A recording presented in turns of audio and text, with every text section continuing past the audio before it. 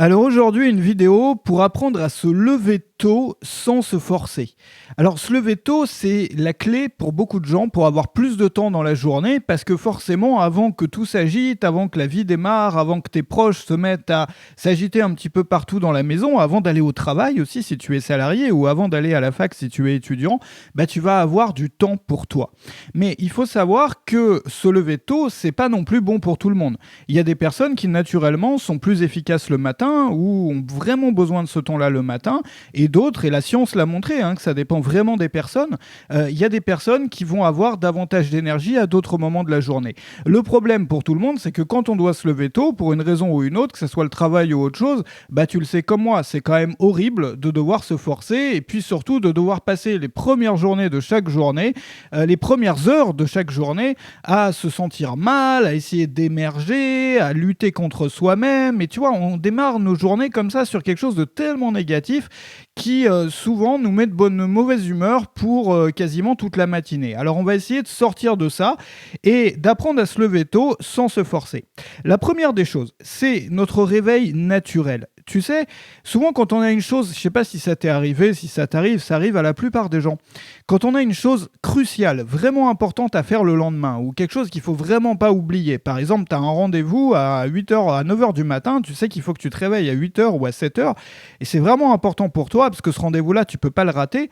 Très souvent, tu vas te réveiller, je ne sais pas si tu as remarqué, quelques minutes avant que ton réveil sonne. Et puis parfois, même quand on a oublié de mettre son réveil ou qu'on l'a mal programmé, mal configuré, on se réveille quand même à l'heure souhaitée. Pourquoi ? Tu sais qu'on a une horloge à l'intérieur de nous-mêmes. Et ça fonctionne comme ça. Moi, je me rends compte, c'est pareil avec une grande partie du vivant fonctionne comme ça. Par exemple, un chat, si tu regardes un chat, ça fonctionne sur la base de routine comme ça. Et un chat peut savoir exactement l'heure qu'il est. C'est-à-dire que si tu nourris un chat, par exemple, exactement à la même heure tous les jours, et qu'un jour tu le fais pas, tu vas te rendre compte que souvent, à plus ou moins 10 minutes d'intervalle, il va se mettre à miauler, à réclamer, etc. Donc c'est pareil pour nous, on a une partie instinctive comme ça qui est enfouie à l'intérieur de nous, mais qui peut être utile, c'est-à-dire qu'on essaye de remplacer ça par, évidemment, c'est bien, on va pas vivre dans la forêt à taper sur des silex, mais il y a des parties de notre instinct qui peuvent être utilisées à bon escient. Alors moi, ce que je te propose, c'est, avant de te coucher, de visualiser ce que tu feras le lendemain matin et à quelle heure. Donc, avant de te coucher, tu prends cette habitude-là, tu visualises ta journée du lendemain. Tu n'as pas besoin de visualiser d'ailleurs que la matinée. C'est un excellent exercice qui est souvent d'ailleurs proposé pour les personnes qui travaillent sur leur performance, quel que soit leur domaine, que ce soit des performances professionnelles ou créatives ou autres, ou des écrivains aussi. Visualise ce que tu feras, ce que tu auras accompli demain. Et surtout, ce que tu feras demain matin et à quelle heure. Ça va aider ton réveil naturel à se programmer et très souvent, tu vas te réveiller automatiquement à la bonne heure.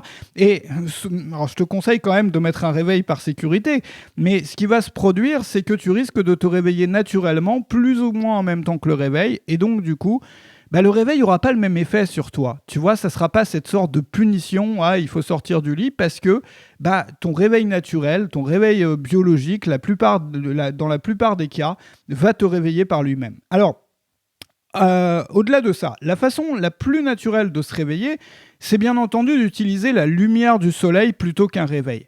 Il y a une solution qui est la plus simple possible qu'on puisse utiliser pour ça, c'est de dormir avec les rideaux ouverts. Quelqu'un, par exemple, qui a une horloge biologique qui est décalée, tu sais, parfois on a des périodes comme ça dans nos vies. Beaucoup de gens ont vécu ça pendant les périodes de confinement, par exemple, quand ils restent à la maison tout le temps, ils commencent à être décalés par rapport à leurs heures normales.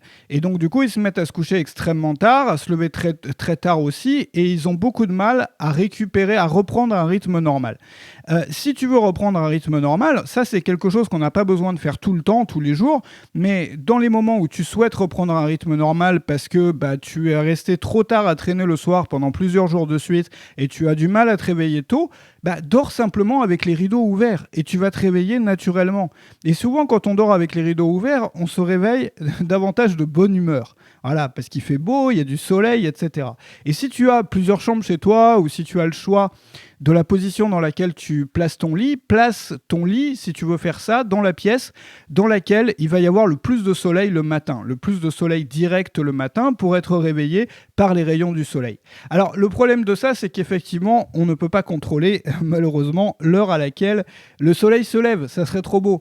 Et du coup, tu le sais comme moi, tout le monde le sait, le soleil ne se lève pas à la même heure en été et en hiver. Il y a ça aussi. Alors, comment on fait ? On peut faire la même chose avec une lampe qui s'allume progressivement sur une période, par exemple, de 30 minutes. On peut faire ça avec des lumières Hue de Philips, tu sais, les fameuses lumières connectées. Il y a plein d'autres marques qui existent. Ce qui est important, c'est de regarder si cette marque-là propose bien, la marque de laquelle tu souhaites t'équiper, propose bien une fonction de réveil en douceur. C'est-à-dire quelque chose qui va s'allumer progressivement et non pas d'un coup. Alors ça, c'est génial parce que ça mimique un peu le réveil avec le soleil. Plutôt que de s'allumer d'un coup, alors si tu n'as pas accès à ça, tu peux toujours acheter, tu sais, une prise programmable. Ça coûte pas très cher, tu la programmes avec une heure dessus, tu branches une lampe dessus, et une grosse lampe ou quelque chose qui suffise à te réveiller, et tu la mets par exemple à 7h si tu veux te réveiller à 7h. Mais on se réveille quand même beaucoup plus de bonne humeur quand cette lumière arrive progressivement. Et si tu es comme moi et que tu aimes bien bidouiller des automatisations, des automatismes sur ton téléphone ou sur des applications, tu peux aussi t'amuser à faire ça. On peut le faire avec un service qui s'appelle IFTTT, que tu connais probablement si tu t'intéresses à l'automatisation. IFTTT, If This Then That. Tu peux programmer aussi de la musique selon le système de musique que tu as à la maison. Et donc du coup, tu peux avoir... Et ça, c'est quand même le grand luxe, pour pas très cher quand même du coup, d'avoir une musique dont le volume augmente progressivement pendant une demi-heure, tout en ayant ta lumière qui s'allume elle aussi progressivement. C'est quand même plus agréable et on se réveille quand même de bien meilleure humeur qu'avec une sonnerie stridente ou une alarme. Alors, tu as aussi des lampes dédiées. Si tu n'es pas très porté sur la technologie et tu n'as pas trop envie d'utiliser des applis, tout ça, il y a des lampes qui font tout ça très simplement en les paramétrant comme un réveil. C'est des lampes réveil, si tu veux. Il y a notamment la Philips Smart Sleep, mais tu peux en trouver plein d'autres sur les sites de vente en ligne.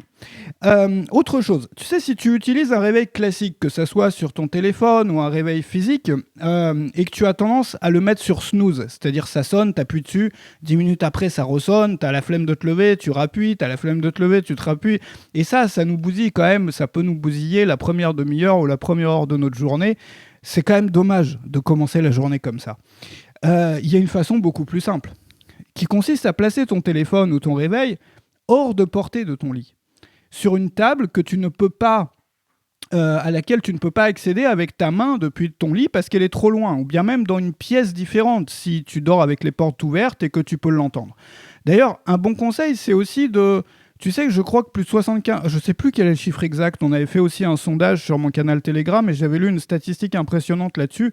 Enfin, l'énorme majorité des gens aujourd'hui consultent leur téléphone dans les 15 premières minutes après s'être réveillés, et beaucoup d'entre eux, la première chose qu'ils font dès qu'ils viennent de se lever, tu vois, mais à même le lit, c'est de sortir le téléphone. Et on se sent toujours de meilleure humeur quand on décale ça de 15 minutes. C'est-à-dire, on prend un café, ou pas de café, comme on veut, mais voilà, on regarde le temps qu'il fait à travers la fenêtre, on s'étire un peu, on visualise un peu sa journée dans sa tête, on se sent beaucoup mieux. C'est quand même un beaucoup plus beau départ sur la journée. Ça nous donne aussi une sensation de contrôler notre journée. Parce que quand on ouvre son téléphone, on va regarder ce qu'ont posté les autres. Quand on démarre sa journée par soi-même, qu'on regarde le temps qu'il fait, qu'on pense à ce qu'on va accomplir dans la journée, c'est nous, tu vois, c'est nous qui avons le contrôle. On reprend le contrôle. C'est pas ce que font les autres, ce que disent les autres, c'est ce que moi je veux pour ma journée, les accomplissements que je veux à la fin de la journée. Donc, une bonne solution pour ça, c'est tout simplement de mettre ton téléphone à charger pendant la nuit dans une autre pièce. Ou bien sur une table qui n'est pas à la portée de ton lit.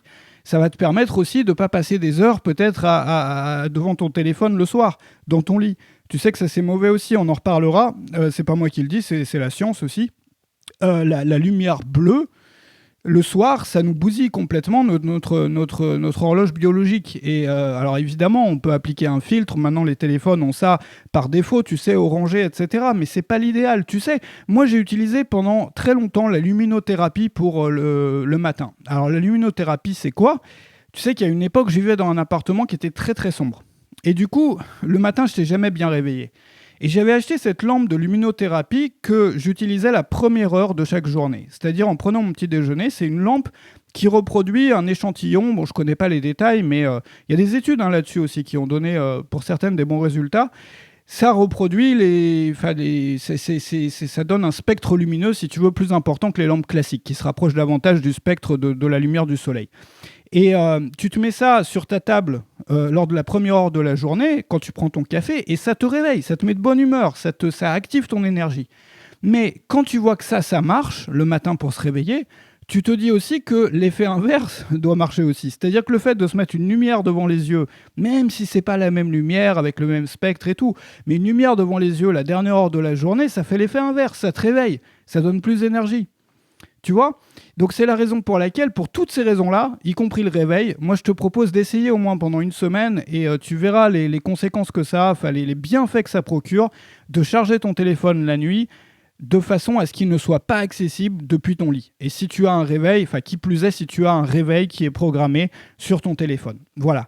Alors, il y a quelque chose qui peut être encore mieux, ça c'est pour les personnes qui ont tendance à mettre sur snooze, tu sais, à appuyer, à retarder le réveil. Ça sonne, j'appuie dessus, 10 minutes après ça sonne, je rappuie dessus. Une astuce très simple, c'est d'utiliser 2 réveils. Si tu as un téléphone, tu peux programmer plusieurs réveils sur une journée. Tu peux programmer plusieurs alarmes. Donc par exemple, si tu dois te lever à 7h, t'en mets une à 6h50 et une à 7h. Et tu peux même mettre 2 sonneries différentes si tu as la possibilité techniquement.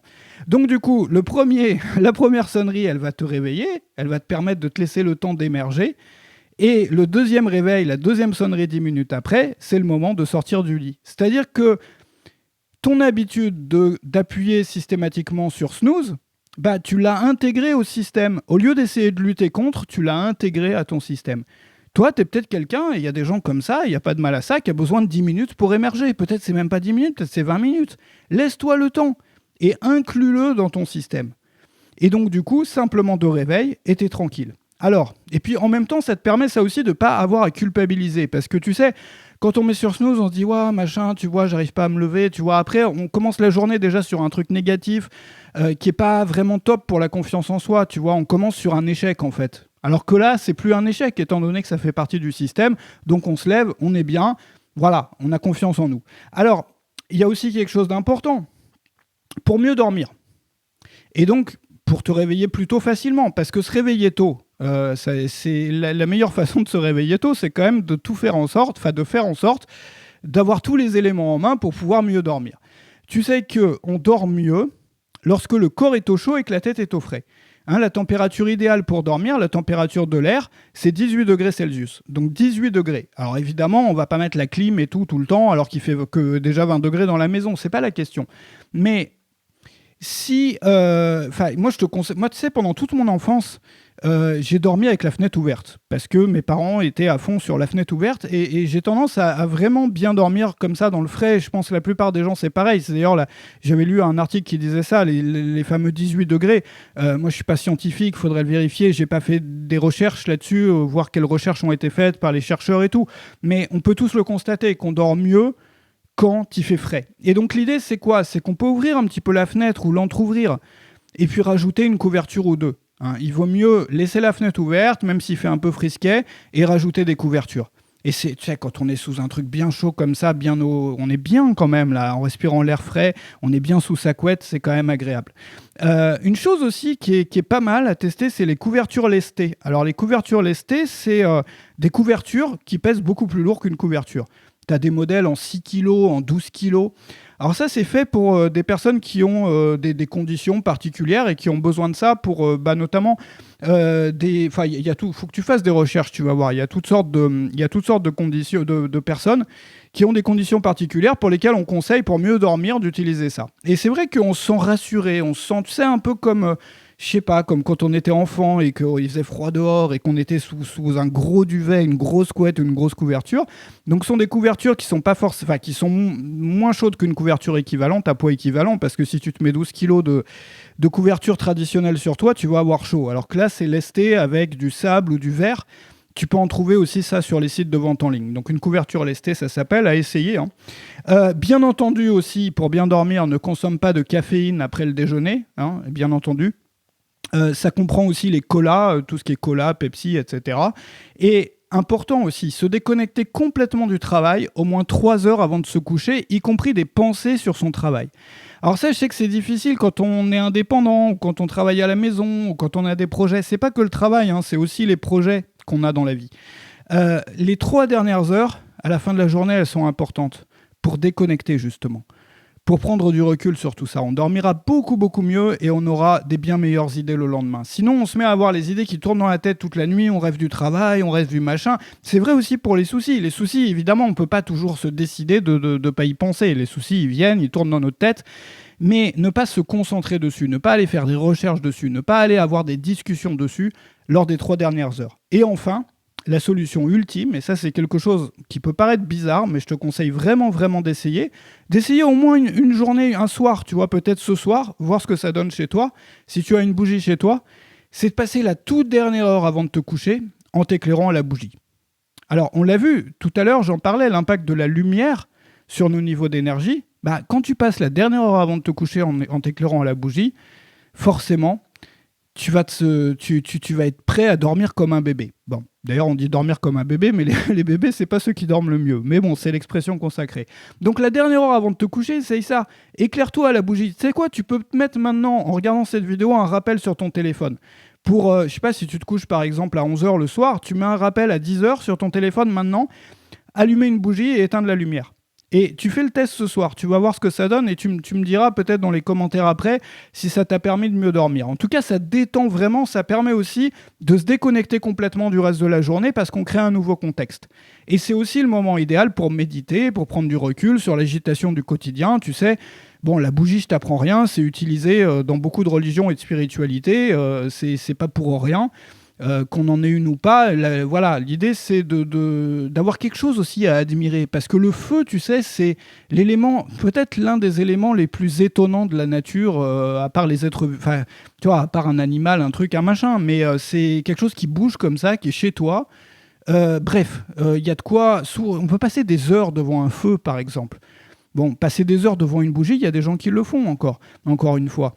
Mais c'est quelque chose qui nous donne un point à focaliser. Tu sais, par exemple, pour la méditation, on a souvent besoin, enfin moi j'aime bien ça pour méditer, avoir un point sur lequel focaliser mon regard. Et quand tu as une bougie qui est allumée, il y a ce point-là, et tout le reste, c'est l'obscurité.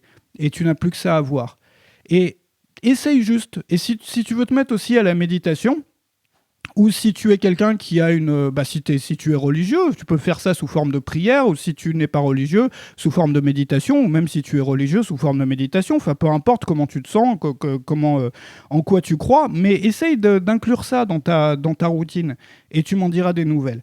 Alors, je t'ai préparé une fiche complète avec tous ces conseils-là, une fiche complète en PDF dans la description que tu reçois en t'inscrivant à Rejoindre le Mouvement, qui est une petite lettre que j'envoie par email tous les jours à des personnes qui veulent améliorer leur vie, améliorer leur quotidien, avec plein de conseils à chaque fois, mais aussi des idées, des pensées, des résultats d'expériences que j'ai faites sur ma vie, sur mon quotidien.